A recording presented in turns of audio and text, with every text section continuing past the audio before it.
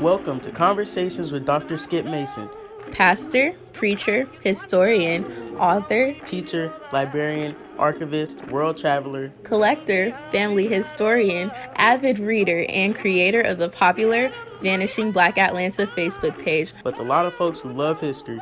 Most importantly, he's our dad who loves his family and who taught us the importance of our history and having important conversations. Join him now for this episode of Conversations with Dr. Skip. Hey, good Tuesday evening, everybody.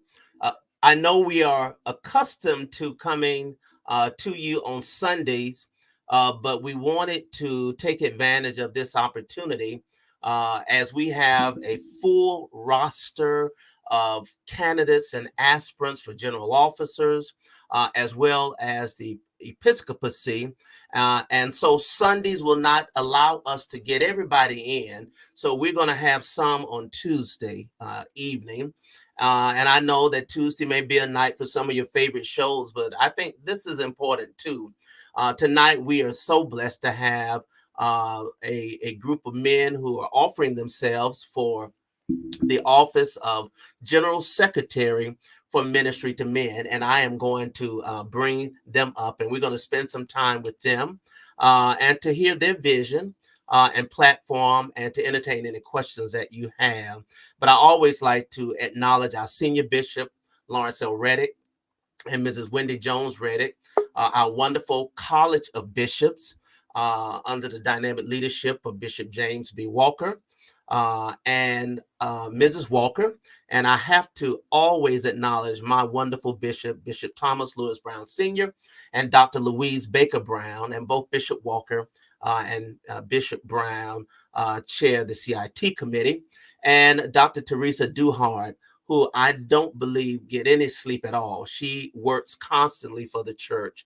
And for that, we are very grateful to her for her continued support. A couple of announcements before we begin. On this coming Sunday, as some of you know, we have the wonderful and much anticipated presentation by the Women's Missionary Society, the Rossity Hollis Easter program, which will take place on Sunday at 5:00 p.m. Central Time. And you already know it is a wonderful program filled with the members of the Rossity Hollis Circle all across our Zion.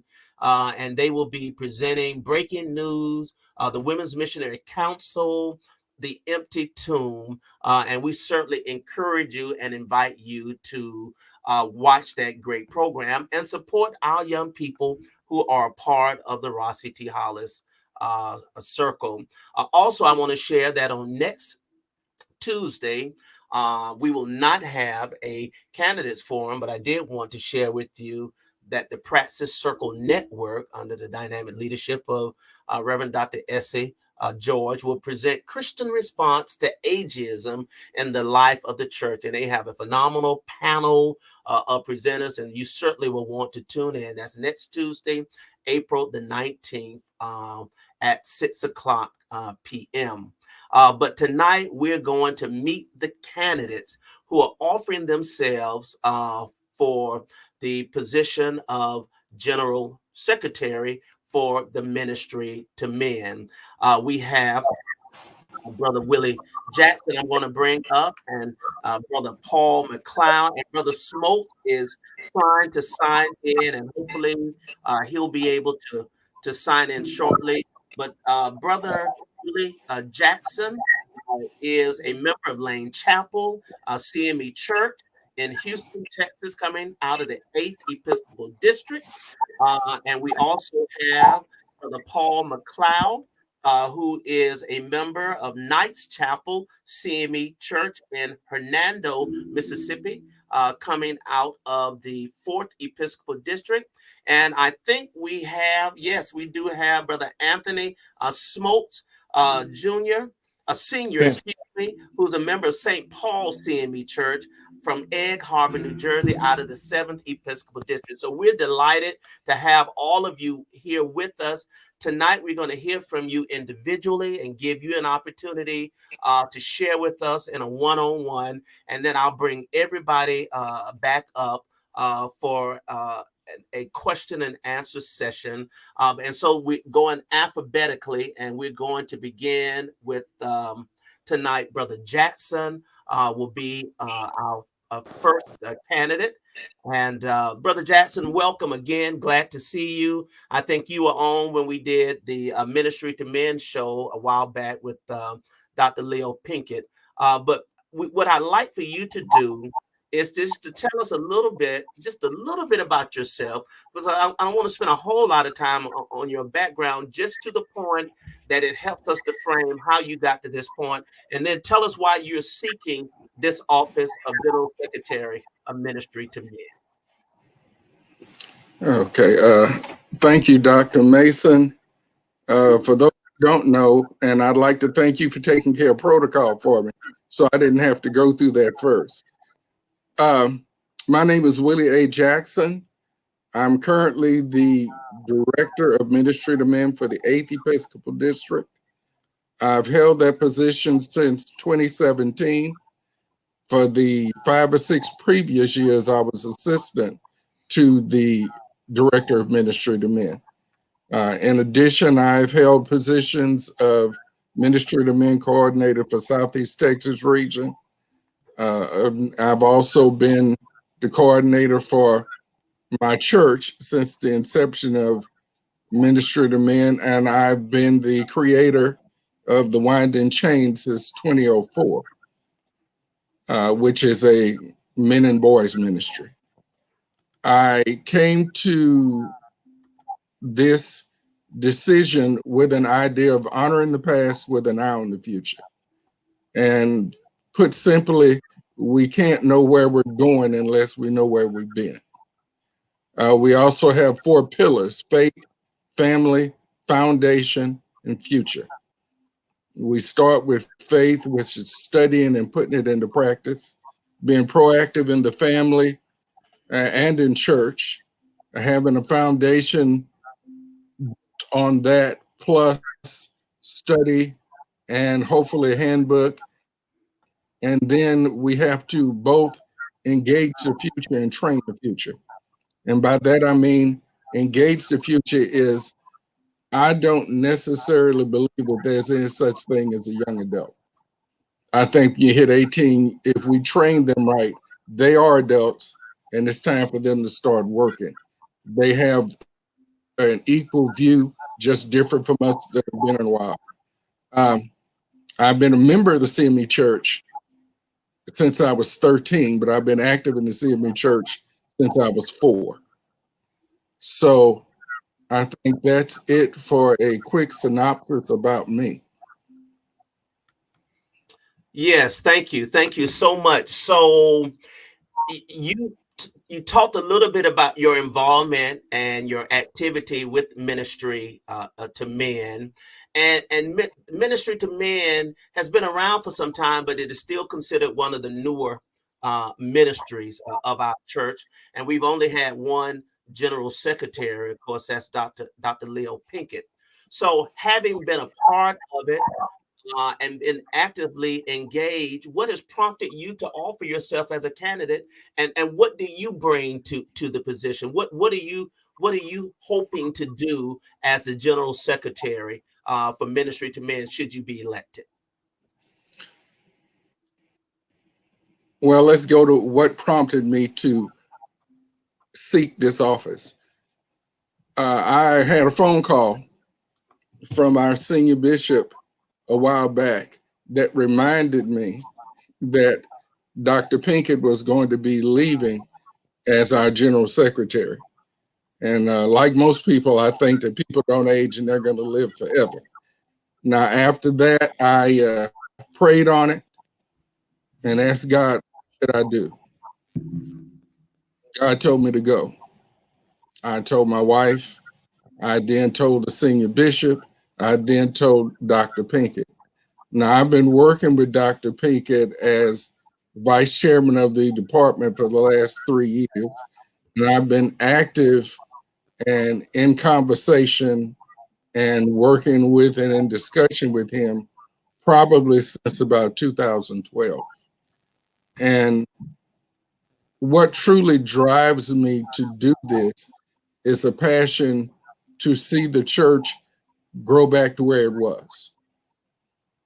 Over a period of time, I've seen men take a back seat or no seat in the church. And where I come from, that's not acceptable, because my mother and my father raised me to be a head, or as old folks say, a head and not the tail. So my vision for the church is to get us back to being connectional. You know, Bishop Marshall Gilmore said a CME anywhere is a CME everywhere. That was one of his favorite phrases when he was our bishop here in the 8th. And a connectional church means we talk, we communicate, we compare, we improve. If we have a prison ministry, like say Reverend Armand Colley has a prison ministry in Beaumont, Nacogdoches, he should be able to communicate with somebody in the 4th or the 5th about them, about the problems they have, and improve. Men's ministries, children's ministries, we should be able to communicate and get a concerted effort to move forward in doing. My vision is for us to communicate and stop doing everything in a bubble. Okay. We're always talking to each other. We're always on the phone. We show up for everybody. What I want is to expand that everywhere. So what has the last 2 years during this pandemic taught you about that particular ministry, particularly the ministry to men? What have you learned from it? What have you gleaned from the pandemic as it relates to that specific ministry? Actually, what I've learned is no matter what man does, it can't stop what God wants. God has used the pandemic to expand his church. It's gotten us, the Black church was far behind the white church when it came to technology and utilizing technology. That's no longer true. Almost everybody has technology now. I recently went to a church to where the only thing you used to have was a speaker and a couple of cordless mics. Now they're showing videos. They're doing all of this stuff because the pandemic forced them out of their shell. So to me, what the pandemic has done is force us to grow faster than we would have otherwise. Mm-hmm. What would you say, Brother Jackson, to anyone who questions why we have a ministry to men and not a ministry to women?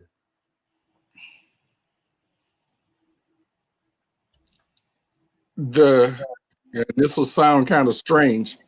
Women don't need to be prodded to show up. Men tend to want to sit back and wait. And that's in our nature. And people may not necessarily agree with that, but it shows in our churches. We go in our churches and it has always more females than males. Mm-hmm. Now, the reason there is a necessity for a ministry to men is because the number of men in the church is diminishing quickly. Okay. Women tend to be a constant, okay? But men tend to need something to do to keep them busy, to keep them working. And the church that I joined at the age of 13 that was full of men working is not the church that I'm working in now. And I would like to get us back to that church where even if they don't hold an office, you come in and they're busy. They're in the parking lot, they're working the doors, they're ushers. All of this, we need to be present and proactive in handling things.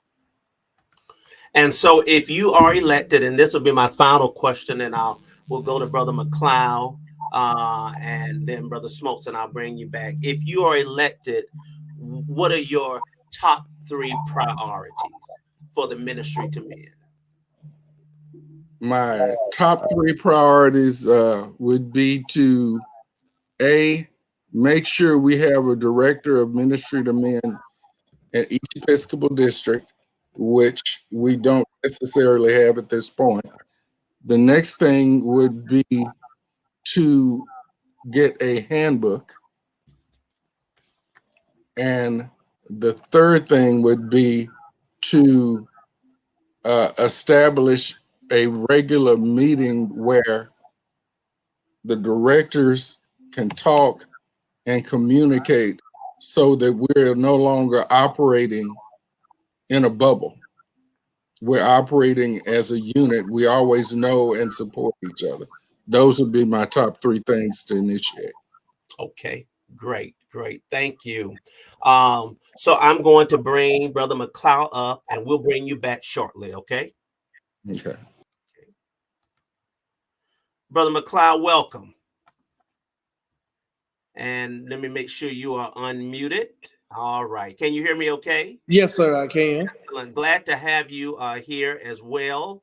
And so as I asked Brother Jackson, tell us a little bit about your background and what has prompted you and moved you to offer yourself as a candidate for General Secretary of Ministry to Men. And then I'd like for you to talk about your vision for that position. Yes, sir. Thank you again, Brother Mason, for this platform that we can come and discuss the matters of our Zion. I am Paul McClough, here from the 4th Episcopal District. My background starts from the CME Church. My great-great-grandfather was born CME, and from that, our family's been CME all the way. My grandmother, her family, born and raised right here in this church at Knight's Chapel, and we've been here ever since. So CME is all in my bloodstream, is my DNA.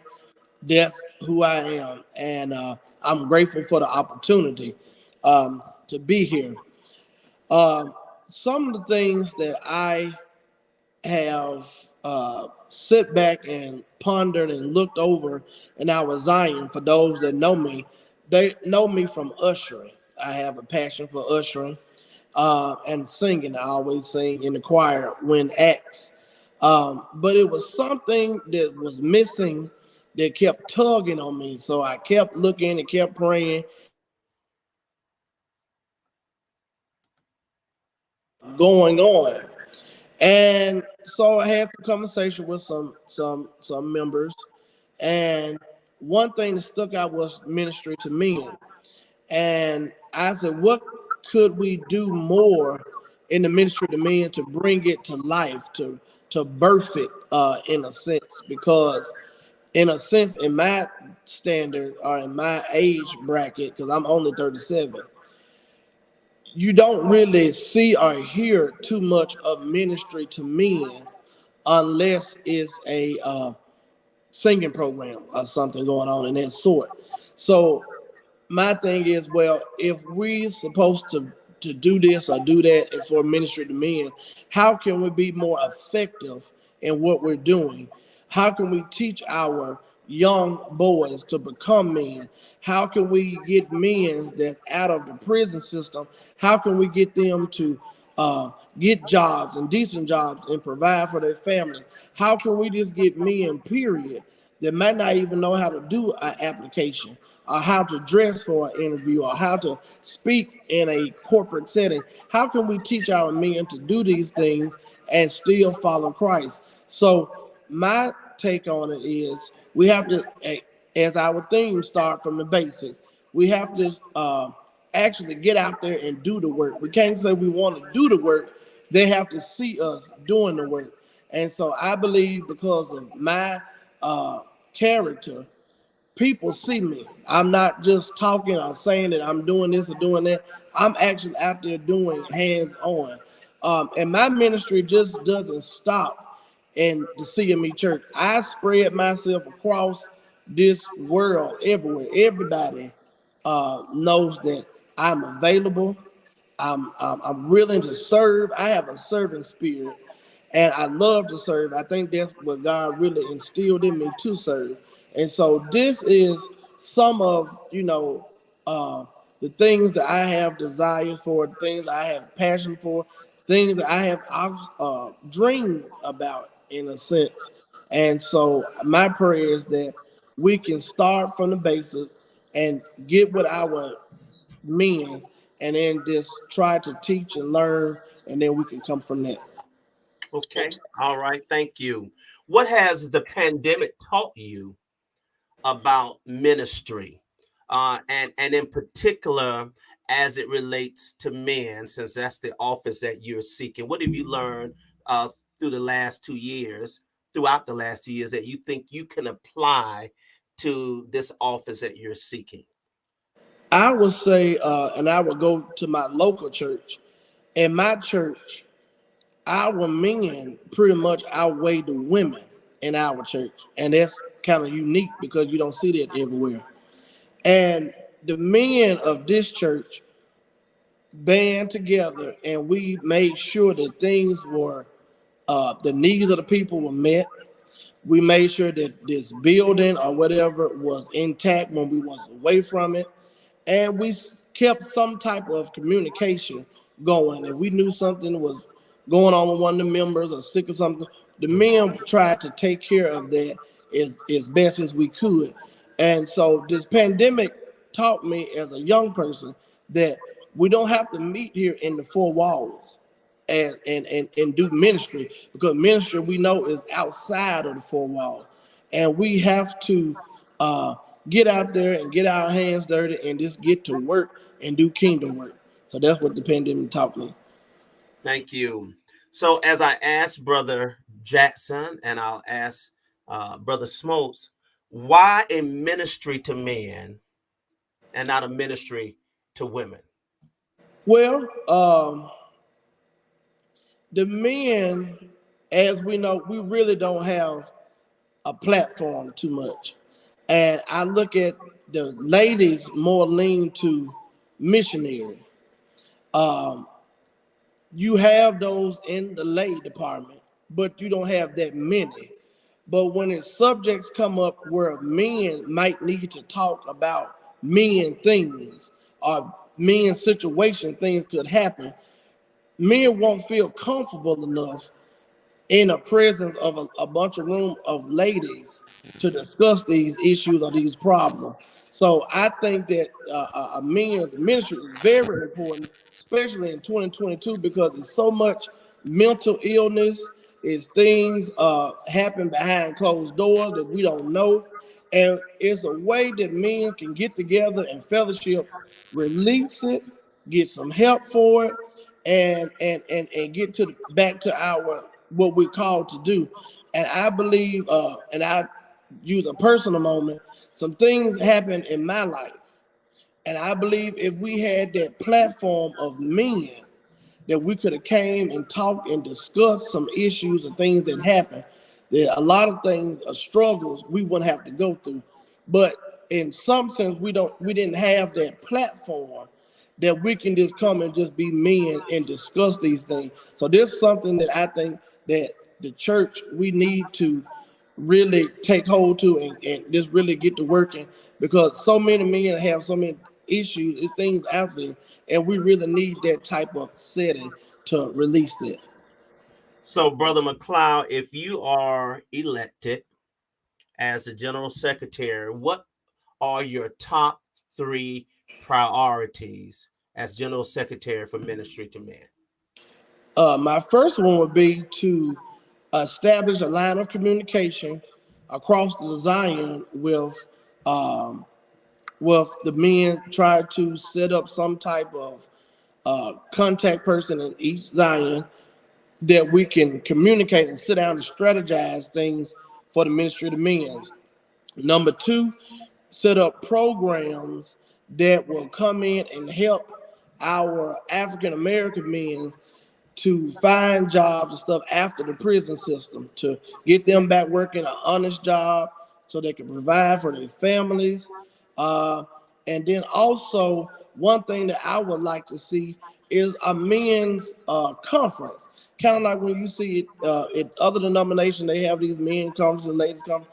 I would like for the ministry of men to actually come together and actually have a men's conference, and you would be amazed where things would happen for men, what avenues will open up, things can open up. You have people that might be there that can help you do some things, medical, like I said, prison, stuff like that. If we can have some type of conference that men can come, and just men, and be in a safe place, in a safe area, and just cry out to God and let us restore and take our place back in the church, I would like to see those things come to pass. Okay. Very good. Very good. Well, you've answered the basic questions that we have to begin. I'm going to bring you back shortly. And we have some more questions that we want to pose to you. So thank you for now. And we're going to bring Brother Anthony Smoaks up and give him an opportunity. Brother Smoaks, can you hear me okay? Yes, I can. Okay, very good, very good. Glad to have you on. And so you're very welcome. So I'd like for you to give us a little bit about your background as it relates to working in the church, and tell us, how did you get to this point of wanting to offer yourself as a candidate for General Secretary of Ministry to Men? Surely. I was born and raised in the CME Church. Started out my in early years at Calvary CME Church in Jersey City. Of course, in the youth choir, the young adult choir, but later became the local president of the Young Adult Council, as well as being the district chaplain for the New York, Washington region.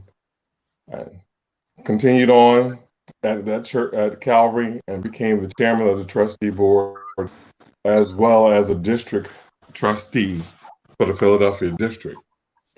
I was also the former Philadelphia district lay leader, and currently I am the joint board of finance secretary and has been in that position for a number of years. I am the regional ministry to men coordinator for the New York, Washington region within the 7th Episcopal District. I am the proprietor, if you would say, of the barbershop, working with the 3 master barbers on our district, which includes Dr. Brian Champion, who is the coordinator for the Washington, Virginia district, Reverend George Dix Jr., coordinator for the Philadelphia district, and the Reverend Dr. Jeffrey Wheeler of the New York, the New York, New England district. Currently, I am also the treasurer at St. Paul CME Church in Egg Harbor, as well as the chairman of the steward board at St. Paul CME Church. I've been the chairman for the last 10 years. When I got married in 2004, transferred my membership down to St. Paul CME Church in Egg Harbor, and thought I was going to take a little rest period, but in the CME Church there is no rest period. The chairman of the board, of the steward board at that point, asked me to come on board as the chairperson, and within a few years after that, they elected me the chairman of the steward board. After the pastor, Reverend Stephen Thomas, Reverend Stephen Thomas became pastor, he asked me to take on the position of the treasurer for the church as well. So I've been around the CME Church for many years. I became the Ministry to Men coordinator in 2006 for the region, and that's when I met also Dr. Leo Pinkett at the time. On the secular world, I am a certified American Red Cross basic life support instructor for healthcare providers, as well as I'm with the Department of Human Services of New Jersey. I'm within the staff development training.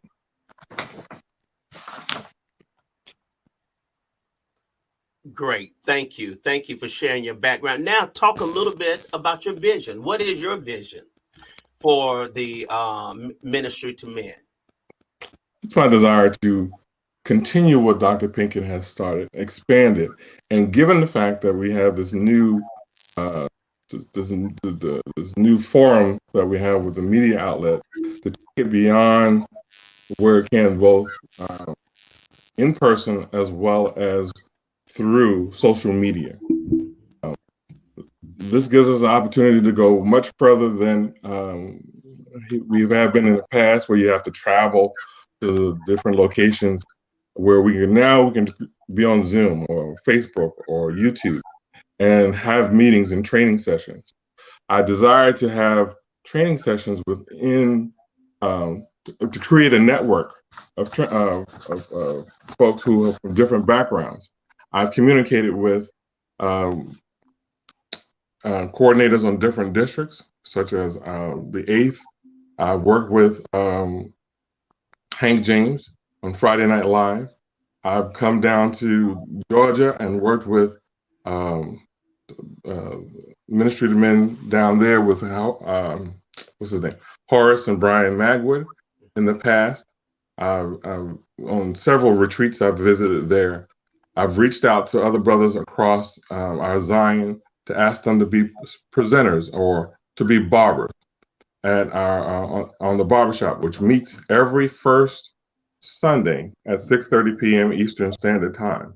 And we've had conversations ranging from social justice. We've had some sermons that were preached. We've had diversity, equity, and inclusion is another topic. We've had health issues. We've had mental health discussions. So all of those conversations that you see in the barbershop or you hear in the barbershop, are the topics that we talk about across the board. That was the idea that I came up with during the pandemic, since it shut everybody down, to try to see how can we still reach our brethren within our own region. And God made it possible for me to go beyond the 7th and talk to brothers in other Episcopal districts. And that's how I met a bunch of other brothers across the country. We've had presenters from California. We've had presenters from Tennessee. We've had presenters from Texas. We've had presenters from Georgia as well. So that network, that relationship building, that communication that I have with brothers, I believe I can utilize that to increase the membership. And so you sort of talked about what I was going to ask you next, and that was, what has the pandemic taught you about this ministry? You know, because the pandemic has been a game changer for not just our church, but for all churches and how we do church, right, but specifically for ministry to men. You want to add to what you've already shared? Yes, we have to go beyond the walls of our local churches, our districts, as well as our regions. Not just in the CME Church. We have to communicate with, there's other outlets out there that we can communicate with to get information from. Other denominations. Dr. Pinkett has been so good in reaching out to other denominations. And likewise, I've reached out to non-denominational churches, and my local church has fellowship with them. We've had breakfasts with them, going over different topics, learning things. We don't have a prison ministry in our church, but I've learned through other denominations that how to go about and formulate one. We don't have a lot of men in our church either, but you would use those contacts with those persons to share, to use training, to provide those across the social media network, so other churches within our Zion can learn on how to formulate a prison ministry, to learn how to get together with brothers. I've talked with brothers from Florida who wanted to know, how do you keep it going when so many men are just like kind of like nonchalant about it? How do you get it started? How the best way to get it started is you meet them where they are. What do they like to do? You formulate it around that, and then everything else is built on top of that. Whether they like to go golfing, whether they like to go bowl. We are men. We like to do a lot of things. The one thing we have in common, we are in the church. We're Christians, but we also golf. We also bowl. We also play basketball. We go to poetry. We go to plays. We go to sporting events. And a lot of those things you can build within the church and branch out into the community and share those ideas and advices, and how did you formulate those things with other brothers. And so my question to you, as I asked the two previous candidates, and it has been asked, why a ministry to men and why not a ministry to women? Well, the ministry to men is a vital part. The membership of men can somewhat dwindle, or is overlooked. You have different viewpoints on that topic, and to get them back into the fold, to get them back interested into it, you have to do something to get them interested. Why not a ministry to women? In the 7th, we have a women's ministry, and they do meet down in the Carolina region on a regular basis. So it is something that I'm trying to remember, did it develop under Bishop Hoyt or did it develop under Bishop Walker? I think it came underneath Bishop Walker. And it has been thriving. They were, prior to the pandemic, I know they were meeting on a regular basis, and I believe they're still meeting at this time. So also you have the Missionary Society, you have the ladies that are in the lay council as well. And men just need an area to where we can come together and we can share, talk trash, if you want to say, talk truth, talk religion, to where we can open up and just share as like we were in the barbershop. Because a lot of things, we talk health issues in the barbershop. Well, my first experience, one of my experiences in the barbershop was I was there, and I probably was the youngest man that was in the barbershop. And they were talking about prostate exams. Now, we don't want to hear that, but they gave all their experiences about it. And they finally asked me, said, have you ever been tested? I said, no, I'm not young enough. I'm not old enough. I have my PSAs are pretty good. So, the joke around the barbershop at that time was, we have a virgin here, and they brought out all these stories, man, right, that made you made me quit squeamish. And I was like, they said, don't worry, brother, one day you're going to get there. Yeah. And when that day came, it brought back all those stories. And it was, even though it was in a joking manner, it was information that we were sharing. So that was communication that we were going, and that was relationship building that we were doing, and we were networking, because in the barbershop you have doctors, you have lawyers, you have preachers, you have teachers, you have plumbers, you have people from all facets of life that have information that we can utilize to help one another. Thank you. If you are elected General Secretary of Ministry to Men at the General Conference in Cincinnati, what are your top 3 priorities? To build a network that we can utilize to grow men's ministry within our Zion, connecting us with folks with different experiences. I believe in Oklahoma, there's a legacy program, a mentoring program that they have down there in Oklahoma, that a lot of churches want to do a mentoring program, but don't know how. We would have someone from that area do a training on how we could, how it can help other churches. A prison ministry is a good way, is another one. A food ministry. We have churches who are, who have food ministries, food pantries, who go out and deliver food. And how do you get that information? How do you get those businesses to donate food to you so you can do this? So we will utilize that. So we build that network, and develop a training process for over that end. Second, I would love to have a Ministry to Men retreat, probably built within the Unity Summit, so we can go when we go to the Unity Summit, and they break off in their different departments, that the Ministry to Men can have their meeting there as well and discuss issues and how we can better enhance the church. And third, create a probably a mentoring, and I'm probably using the wrong word for it, that would help us to bring in our younger generation, go to them and find out how or what are their interests and how we can come together and build a stronger church. Okay, thank you. Thank you for your response.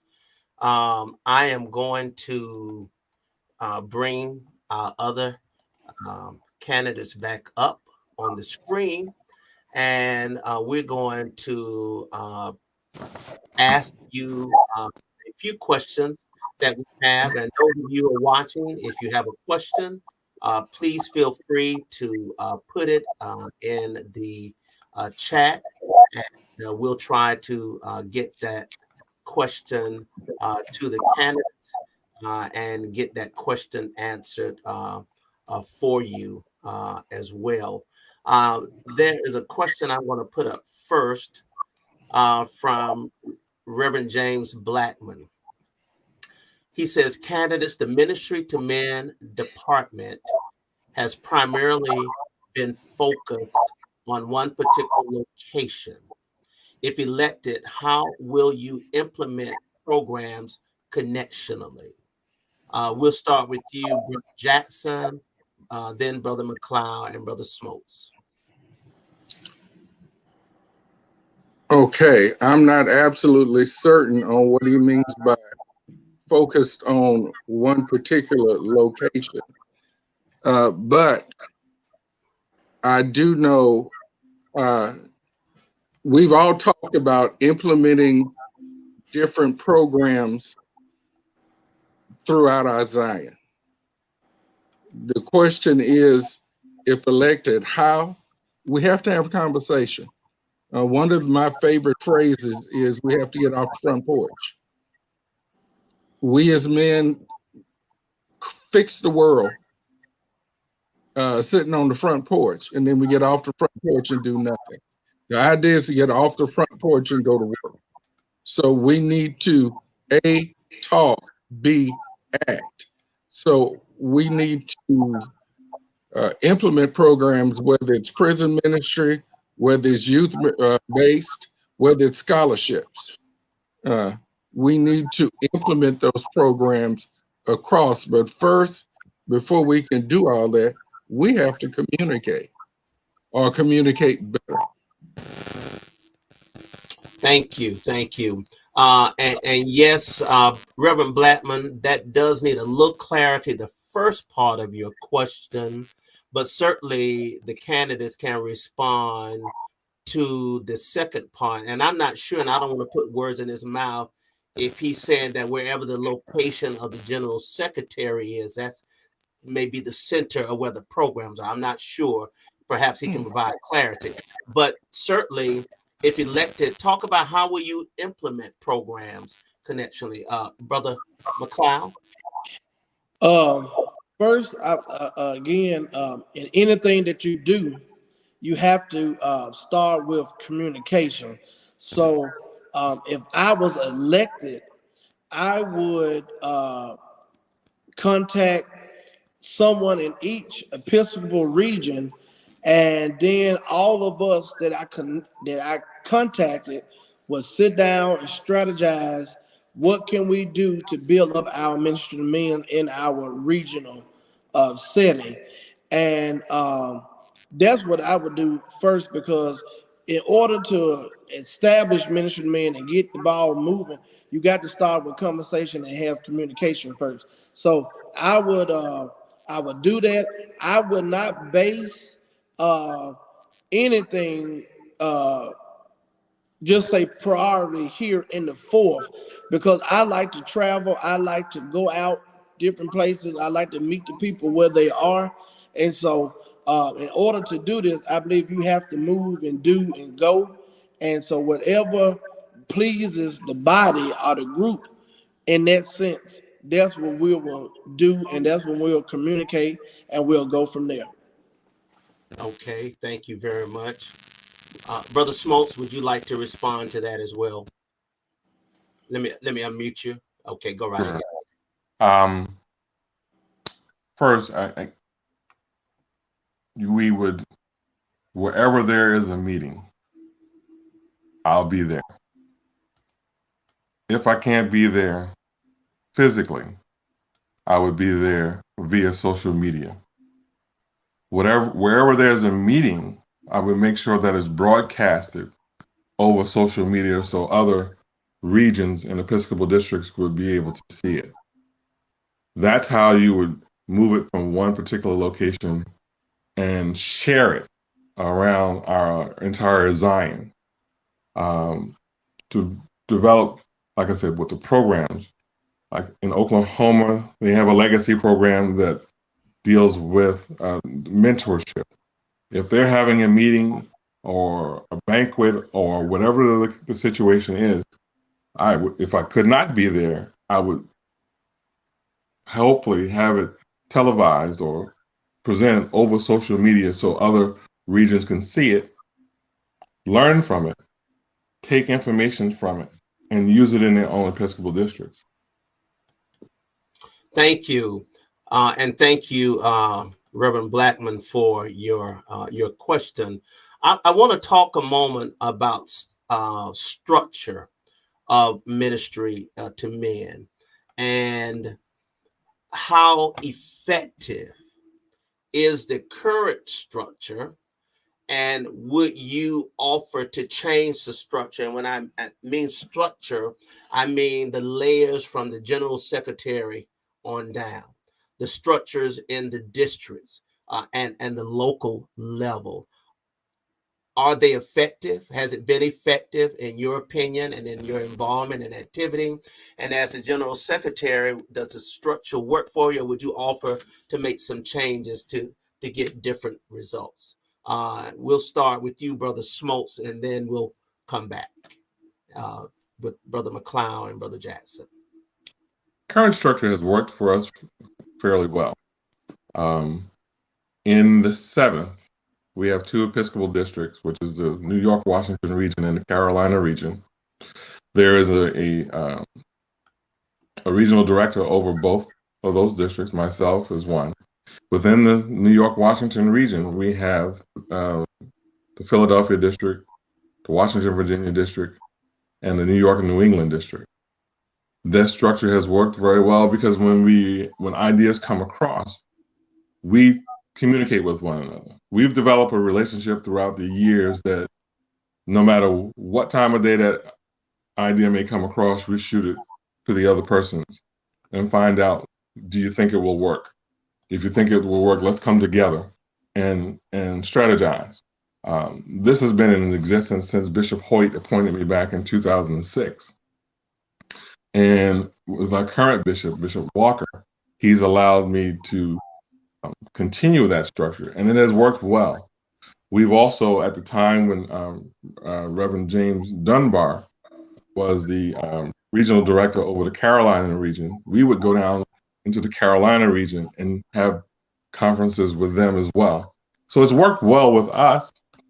Dr. Pinkett has come to all of our events, and that's what I said, well, I will come to wherever you are, learn, and if I'm there, I'm gonna have the video equipment with me so we can broadcast it over a network, so everyone would be able to have it and build a library so that we can share this information with everyone.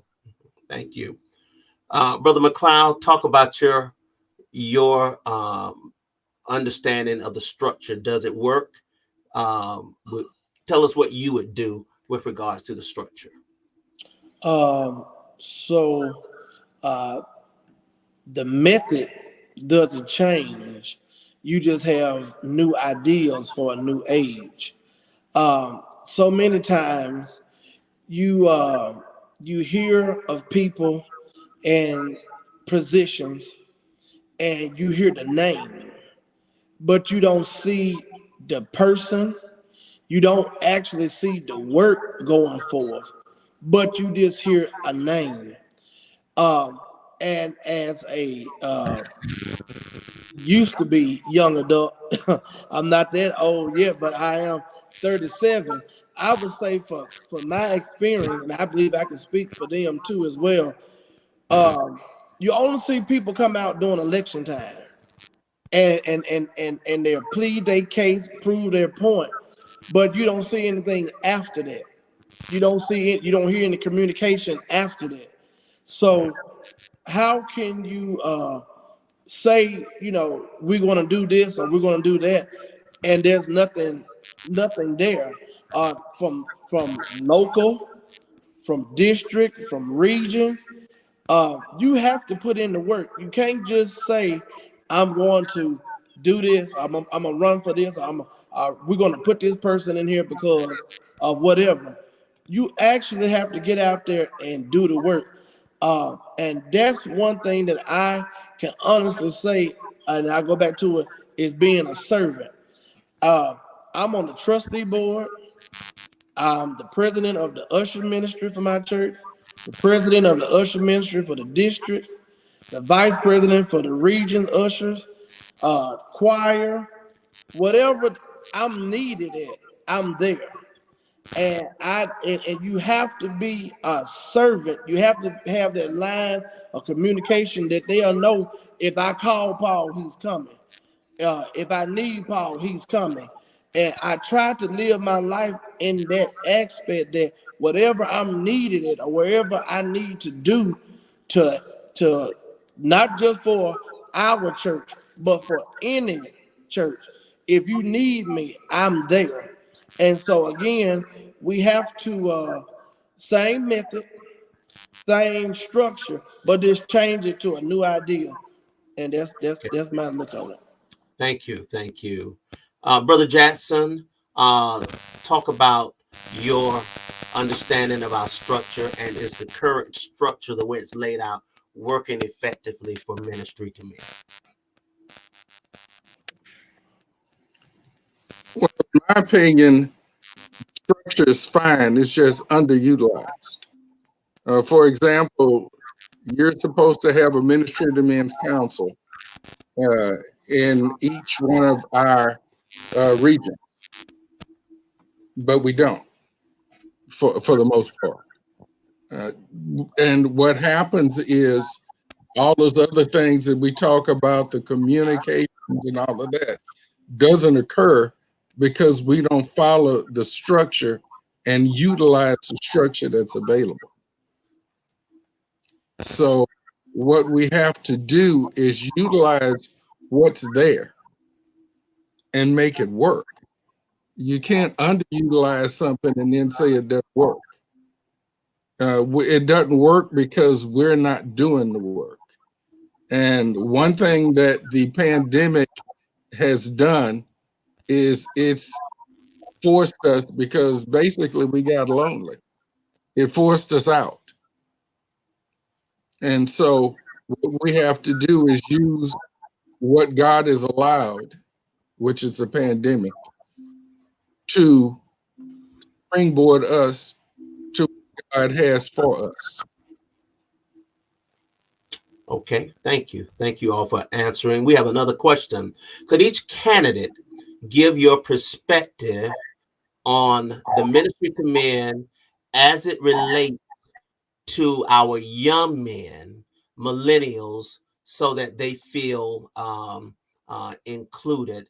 And what I would ask you all to do, we got a couple more questions, is to take about a minute and a half to respond each to this question as it relates to our young men, millennials, so that they feel included. And I'm gonna unmute you. Any one of you can, Brother Smoaks, unmute yourself. But any one of you can jump in and respond to this question first. Sure, I would invite the young men into our meetings, which we have done in the past here in the New York, Washington region. We've had a rites of passage program as well on several occasions, way before the pandemic had came about. So I would invite them in, but in that invitation, I'll ask, what is it that you want? What are your needs? How can we as older adults help you? Or what ideas that you may have that we can enhance those ideas and encourage you. Continue to always encourage them in everything that they do is the main focus of what we do here in our region. Thank you. Brother McClough, Brother Jackson, either one of you want to respond? Well, one thing I've said this before, I have an issue with when we start pigeonholing people into age groups. I've said it before, I say it again. If we raise them right, we have different ages, different opinions, different experiences, but equal authority under God. So the thing is to get out and talk to them and bring them in. The young man that does most of my videos really didn't know me until the campaign started, and God led me to him. And we sat up and talked. Now he likes me, but he didn't know me before that because we simply had not talked. We need to have a conversation and let that conversation help us flourish.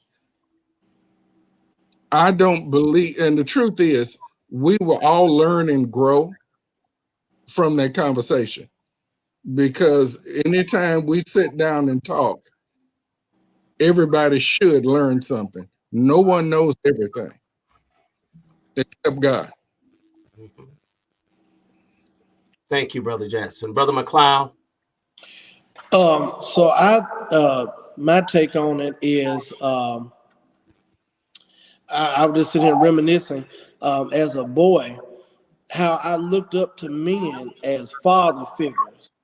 And we have to get back that young men can see that light in us, that they can feel secure, feel safe enough to come and ask or address some things that might be plaguing them, and then we can have a conversation.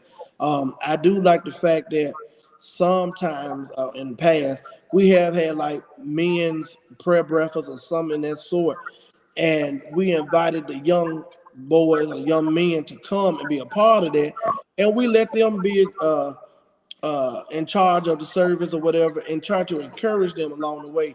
And just a simple hello to a young man and how you doing will go a long way. If they see that you have an interest or something in them, then they will try to gravitate to you, and then they will be able to open up and go from there. Okay, thank you. Thank you all. We have another question from Dr. Nellie King. What will your vision look like as a leader of ministry to men in Connectional Church?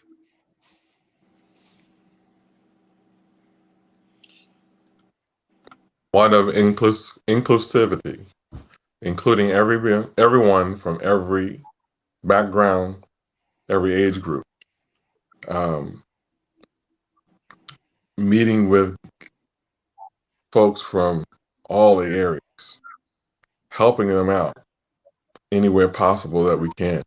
I've, received calls in the middle of the night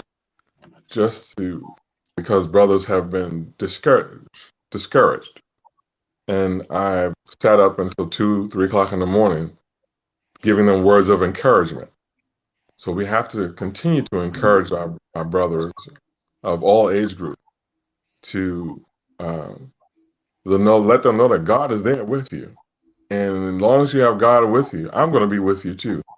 My phone, my doors are open for you to call me at any point in time. A person told me years ago that my name, Anthony, in Catholic means patron saint of the lost. And I've kind of lived by that role ever since. Where in every profession that I've had, I've been always out there helping others. So, helping, communication, building relationship, encouragement, all of those things. Okay, thank you, Brother Smoaks. Would Brother Jackson, Brother McClough, would you respond? I'd like to respond to that question. My best response would be, it would be an ongoing fellowship. And by that, I mean, I'll use examples of what I do. Well, go back further. Don Cheadle was in a movie called Crash, and he talked about how bees communicate. They crash into each other, they bump into each other, and that's how they transfer information. Our problem is now we don't like to bump into each other a whole lot. We don't take the time to fellowship. At our church, we have a set of young men that I take the time after every service I'm there to talk to each one of them individually, see what's going on in their life, find out how their grades are going, tell them when they're wrong like the old folks used to do me. They used to get on my nerves, and I'm sure they get on my nerves, but they know I love them. And when it gets to those millennials, we had a party this weekend for my grandchildren, but the men got together late one night and we sat outside on the patio and talked for hours. 134, 135, 150, and then me. And we just talked. We shared. We agreed. We disagreed. We need to get back to fellowshipping, and in a connection or church, the fellowship is vital for the lifeblood of the church. We can't just get out of church and go home. Even if we have to social distance and talk at a distance, we have got to get back to what God put on in us as a people. Okay, thank you. Brother McClough. In a connectional setting, what I would like to see is not only myself, if being elected, being in the forefront, but I would like to see those gentlemen, once we build some type of relationship with each person in the episcopacy, that they will actually see those out front as well, and see them working, striving to do better than we have before, because you can only be effective if everybody is together and keeping that line of communication open. That's the key to everything. Communication, having a good, strong relationship, and bringing ideas to the table that we can move forward in this day and time. In 2022, it's so much stuff out there now that distract us, that we can't do like we used to do years ago. We have to reach these young ones and the ones that's older now where they are and bring them into the fold. One thing that I liked about it, and just sitting here reminiscing, when I became a member of the trustee board, I liked how the older gentlemen taught me the church. They taught me how to be a trustee, what my duties as a trustee. And they took that time and that initiative to talk to me, and I listened and got that wisdom and that counsel from them. And that's why I believe here 10 years later that I'm still effective on the board. So that communication, having a good relationship first, and keeping that line of communication, and in the connectional setting, they will see all of us and not just one of us, but see all of us working together to build up the kingdom. Thank you. A couple of more questions, and then I will give you an opportunity to make your closing statements to the members and the delegates that are watching.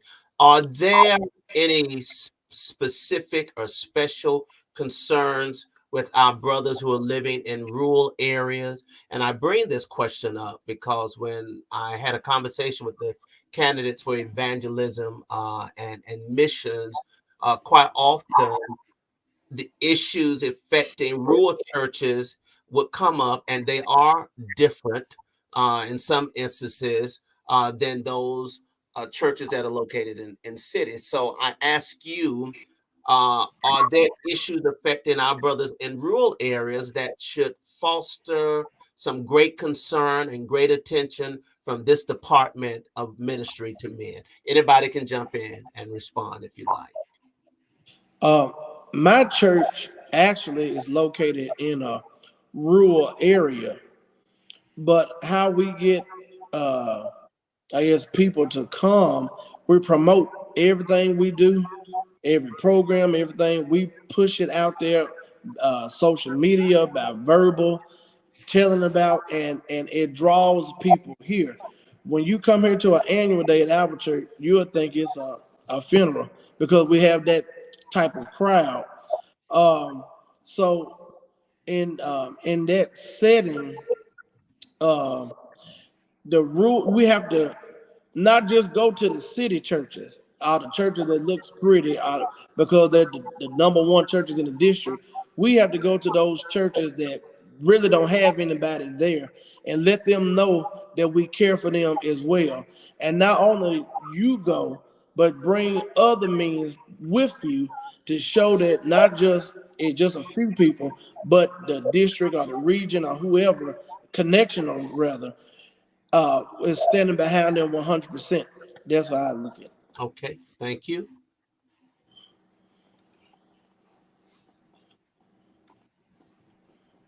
Brother Jackson, Brother Smoaks, either one of you would like to respond?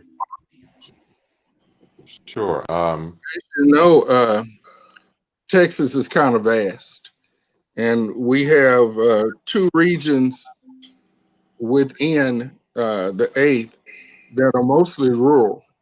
And what we've found is that those people feel disconnected from everybody else. They have trouble getting, even with Wi-Fi and in a modern age, they just don't get the signals as well. They get cut off. And so they still feel disconnected. So what we have to do is make it a point to them, to communicate with them, to call them on the phone, just to let them know what's to happen is we can get caught up and get busy, and we can leave folks behind. And one of the things we need to do is, we had a thing, no child left behind, but we need to have no man left behind either. Okay. Thank you. Brother Smoaks. I'm sure there's concerns in those rural areas. What I would do is I would travel to some of those rural areas to find out what those concerns are and how we can best help them to feel a little bit more connected. I would get to know brothers in those areas, in those particular regions, and partnership with them when I come to those areas. Invite me to those areas so we can travel. One of the things that we used to do as young adults under Dr. Brian Champion's leadership was, and I learned that's from him, was that when we were getting the young adults together on our region, he grabbed a group of us to go travel with him, to visit churches in the region who had young adults but weren't coming to any of the meetings or any of the retreat.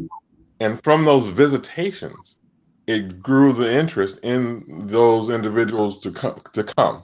So using that as a catalyst, you visit those areas, you stay connected with them, through whatever means of communications that we have, whether it's telephone, social media, email, however it is done. We use those platforms to stay connected with them, to let them know that we are all one. Great. Thank you. I'm going to let Willie Jackson have the final question. Men are the spiritual leaders of their homes, the pastors to their families. It is absolutely essential that churches reach and teach men. What are the essentials needed in the ministry to men? That is a broad question. The essentials needed in the ministry to men, in my opinion, is to teach men how to walk by faith. I agree that we are supposed to be the first pastor our sons and daughters ever see. But we have to learn essentially how to live before them. My prayer still is, and it's always been, for God to help me to live in such a way that I do not dishonor my wife and that I'm a glowing example for my son. I believe that we need to take our jobs more seriously, and it's essential that we start living that, whether it's tithing, showing up at church, acting the right way, taking the time to sit down with them, listening, including them in our lives instead of being tired of them and excluding them. Those are things that my family lived before me, and I passed on to my son. That love of family, that need to be family. And so we have to get rid of the individualism that the world teaches, because the world teaches individualism, but the Bible does not teach that. Bible teaches unity. Mm-hmm. So we have to get back to teaching what the Bible teaches. Okay, thank you. Brother Smoaks, Brother McClough. Whatever we do, we have to be committed to it. We have to live by that commitment. If we, like you say, walk by faith, not by sight. People will see you for the man or the person that you are. They will know how you carry yourself out in public and that God is with you. That is the drawing card for everyone to come to you. You had my son and I, we are out there playing golf. We're out there doing other activities, interacting with one another. And there are a lot of families that don't have the fathers and men in the household. Mm-hmm. From that, he sees it, his friend sees it, and we've become a central point for his friends to come over and take part in our family life. So likewise for the church, we can be out there for them. Whatever it is that we do in our churches, in our homes, we have to be able to show that out when we're out and about, outside of the church, and people will see it. There was a gentleman years ago by the name of Dave Reed. He's an accountant, and he told a story that he lived in the Bronx, New York. He walked out of his house every day with a bow tie and a suit on. He would greet the young men that were out there and about every morning. Good morning, gentlemen. How are you feeling? And sometimes he would get some responses, sometimes he wouldn't. Finally, one day, one of the young men came up to him and said, "Sir, I see you leaving every day. Every day you speak to us. Why? Nobody else does that." He says, "Well, are you a man of God? Do you believe in God?" He says, "Yes, I do." He said, "Well, I want to know, are all men like you?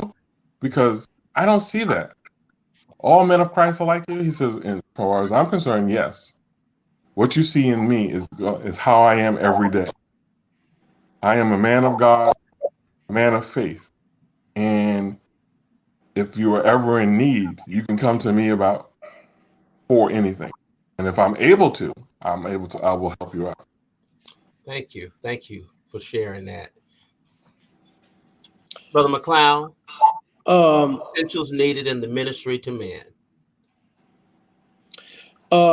We need to make sure that those individuals that might not have a father figure in the house can see something within us that would make them want to become a better man that maybe their father wasn't.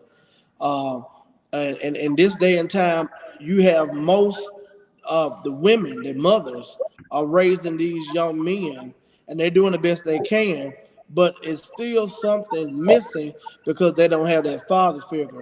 I would use for a personal privilege that although I had both parents in the household, my uncles and the men of this church here reared me in a sense. I took my key from them. And what I saw in these men they were God-fearing men that loved the Lord, they loved the church, and they loved their family. Because of that, I felt safety. I felt secure. I felt like that God had placed these men in my life for that set purpose. So when I might not have any kids, but I can relate from having parents, but not maybe having that extra push or having that motivation that I needed, that God still placed men in my life to teach me, to groom me, to get me to where I am today. And because of that, my life is rich. Might not be with money, but rich because they have personally placed their hands on me. And I know some of my uncles may be on here. I thank God for them, for their wisdom, for their teaching. And that's what we need to do as ministry to men in this Zion. Teach our young men, let them feel that security, that everything will be okay, and we will walk with them, we won't talk about them, but we'll show them in love in Christ, in unity, and we'll all get there together. Thank you. I want everybody to hang with us for about another 13 to 15 minutes. We had a couple of questions. One in particular I want to share from one of our brothers in Africa, Brother Emmanuel Okidum. I hope I got that last name right, but it's certainly worthy to a response. What's your strategy for bringing the African brethren on board where the modern technology may not be affordable? And I think this is a good opportunity too, because all of our ministries and programs are not just, and when we say connectional, that includes Africa as well in the conversation. So I would appreciate it if you all would just very briefly talk about what you visualize, what you envision rather, to be a plan for engaging our brothers in Africa in the ministry to men. I would say try to establish or set something up that if we can't go to them, that they can come to us and still feel a part of the ministry. And like you said, we know that technology, it would not be the best suitable for over there. But if something that we can do to either we go to them or they'll come to us, and then we can still be effective in that ministry to them.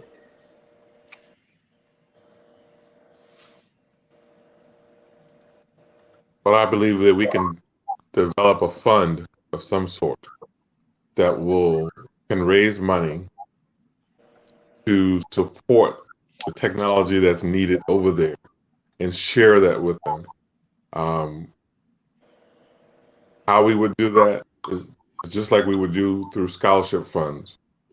We would have a technology fund that the brothers or sisters across our Zion could pay into, so that we can be able to set up that technology over there for them, so they would be able to tune in. Now, granted, there's different time zones, and maybe that is the fact that we can develop that library, so that if they can't tune in at that point in time, they can go to the library and see those meetings that we have.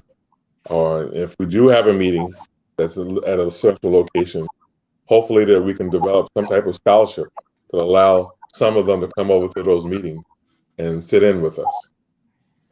Okay, thank you. Brother Jackson?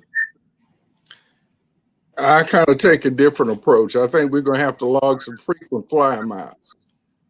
We're going to have to take ministry to men to them. They don't all have the technology we have.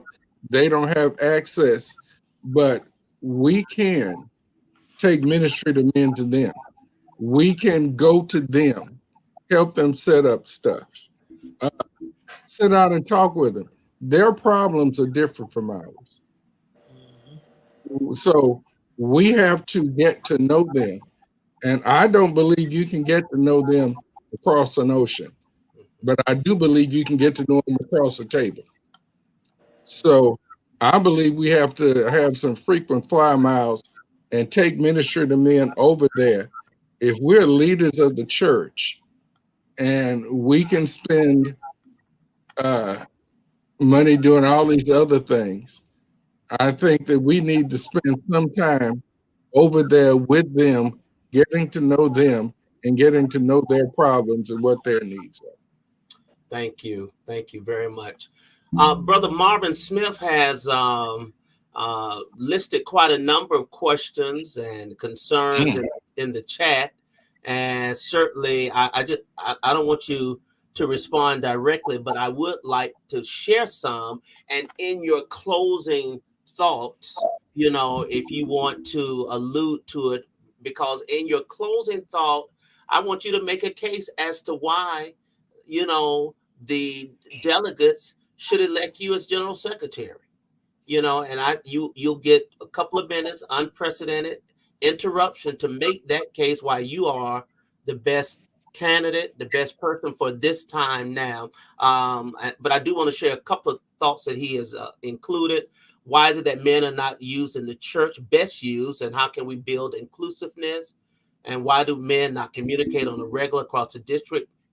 Several of you have already responded to that. And ministry to men seems to be a prayer, scripture, and a 2-minute report, not a functioning ministry, not just tithes, but giving.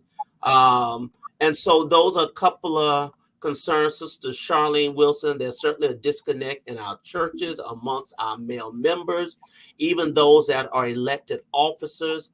Pastors also have a role to play in mentoring the spiritual growth of these men. And so I wanted to share a couple of thoughts. And someone, let's see, I think it was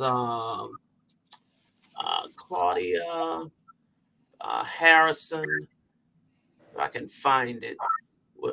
I think she asked about the salaries. Pastor Harrison asked about the salaries, which I cannot respond to it, and the budget for ministry to men, etc. So these are some of the concerns that people are addressing. And so what we're going to do is to give each of you now a couple of minutes to make your closing statement, to make your case, your argument as to why you are best person for this job at this time in the life of our church, and with all of the things that are going on within our church. And we will do it as we have done. We'll start with Brother Jackson, then Brother McClough, and then Brother Smoaks. Brother Jackson, you may go right ahead, please, sir. Thank you. In June of this year at our general conference, we have an opportunity to elect only the second man ever to hold the office of General Secretary of Ministry to Men in the CME Church. By faith, I believe I am that man. I come with the vision to honor the past with an eye on the future, and the pillars holding it up of faith, family, foundation, and future, of acting on what we study, acting on the Bible, acting on tithing, acting on being the men in the home, where men are proactive at home and at church, who take the time to be the men that we need in God's house, building a foundation and ushering in a future where everybody's included. I believe that I have a vision and I have the personality to do the things that are needed at this time for this church. I asked you to pray, to ask God for direction, and to act on that direction. And I believe that direction will be me. Thank you, and may God bless y'all. Thank you so much, Brother Jackson. At this time, Brother Paul Lewis McClough. I'm sorry, just a second.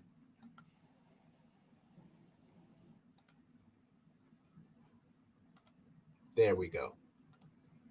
Prepared to go to Cincinnati in June.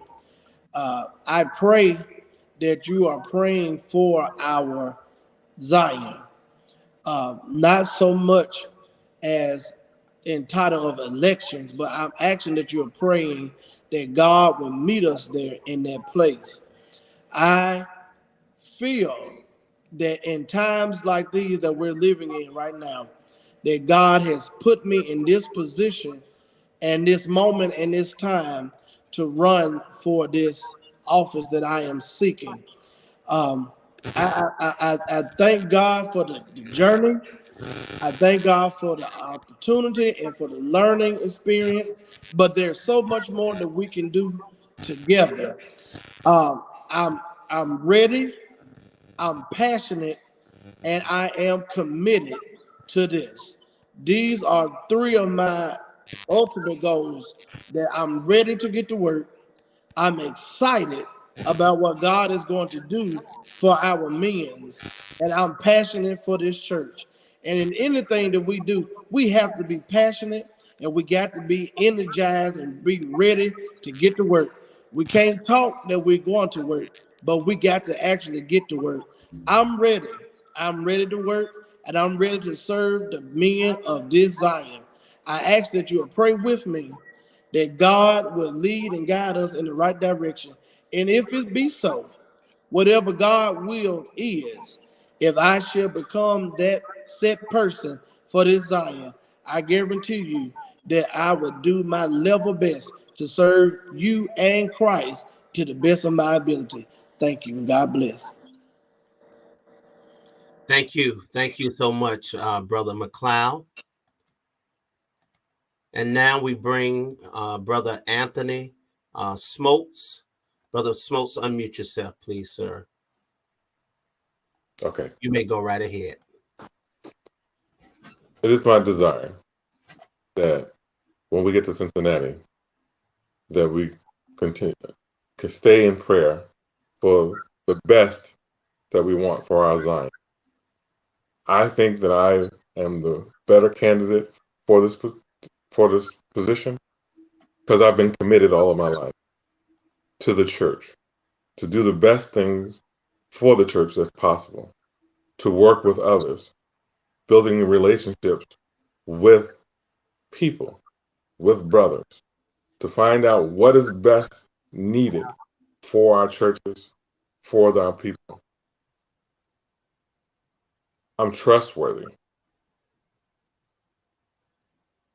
I'm there if you need me. I don't waste time with talk. I'm an action person.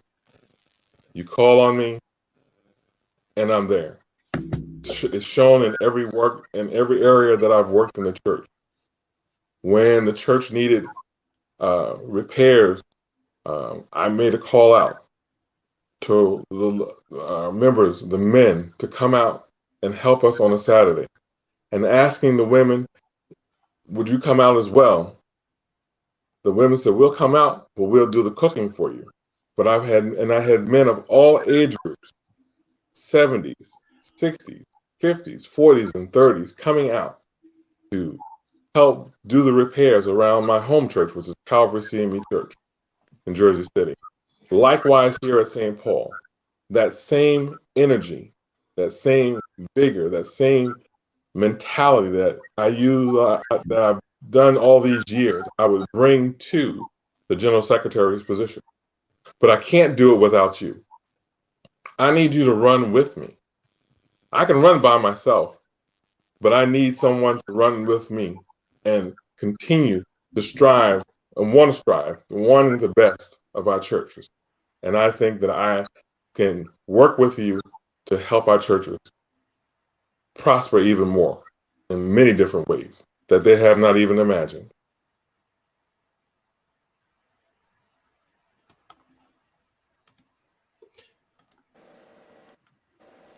Well, let me thank Brother Willie Jackson, Brother Paul Lewis McClough, and Brother Anthony Smoaks for your time this evening. Thank you for your engagement and for answering the questions. I certainly would recommend that if you get an opportunity, that you go back to the chat of this live broadcast, either YouTube or the CME Church web page, Facebook page, and look at some of the questions that were asked and reach out to some of those who asked questions and may not have gotten an answer tonight. But we appreciate your time and we pray God's blessings on you as you offer yourselves as a candidate for the General Secretary of Ministry to Men, one of the important ministries in our church. And so this has been another Meet the Candidates forum. I'm excited about having the opportunity to have these conversations with our candidates and aspirants. Our next conversation will take place on Sunday, May the 1st, and I will be sitting with the candidates for General Secretary of Finance and Investments, Dr. Victor Taylor and Ms. Calandra Hunter. So I thank you all for joining me on this evening, on a Tuesday evening, and may God continue to bless each of you, and may we all be in prayer about the decisions that we'll have to make at the General Conference in Cincinnati. And again, don't forget that this Sunday, the Rossity Hollis will be presenting their wonderful display sponsored by the Women's Missionary Council, which is the Empty Tomb. And you'll get, of course, an email reminder with regards to that. I am Skip Mason. Thank you for another conversation. And may God continue to bless each of you. And more importantly, may God continue to bless our beloved church. God bless you. Go in love and go in peace.